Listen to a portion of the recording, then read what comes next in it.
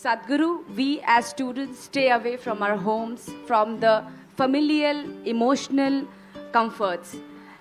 In terms of our careers, we move out seeking greener pastures. In that, we seek company in opposite sex. Some people get into relationships which gradually progresses to physical intimacy. Sadhguru, the question is then why, as generations, we cannot discuss it openly? Or is premarital sex still a taboo? See, this is not some kind of a prescription. This is an individual need. Right now, we must understand this. In this society, we handled human sexuality like this. Before a girl attains puberty, they are named.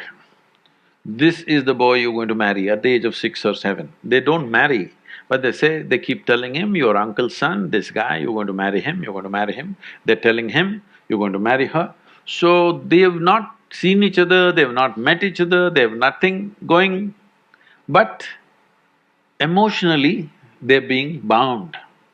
Before they touch each other physically, they want them to be emotionally bound in a strong way. So this is the technique of the culture, how they dealt with it. So when you become or attain to your puberty, when your body blossoms into certain possibilities, now your emotions are already with somebody. So you handle your body, you don't go wild because your emotions are already attached to somebody. So by the time they're 15, 16, the girl gets married. By the time they're 17, 18, the boy gets married. They get into agriculture or business or whatever, their activity. So one important aspect of the life of the youth is settled. One thing is emotion, another thing is a physical requirement. Both are settled at an early age. And of course, those days children came within a year or 2 years, so they got engaged and they got busy and life went on, all right? Today, our lives have changed because by the time you finish education, most people are minimum 24, 25 years of age. PhD means 30, 35? I don't know what It depends how kind your professor is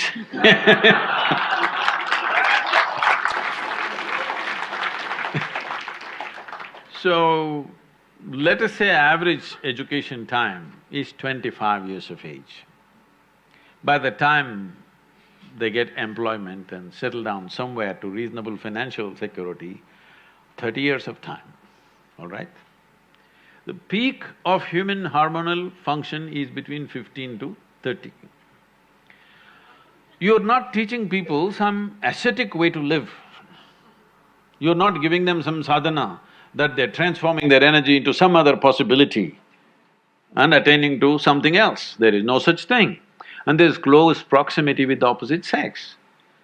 If you don't want to address it, then you will create an unhealthy society, very unhealthy society, which unfortunately is finding expression in violent ways in our society because we've not addressed the fundamental needs of a human being. First thing is nourishment. If nourishment is taken care of, you must understand, nourishment is survival. Once survival is taken care of, naturally the species, this is not even individual, the species that you are is longing to reproduce. This is how it's built. It's longing to reproduce because this is survival of the species. If people don't reproduce, there is not going to be human race, isn't it?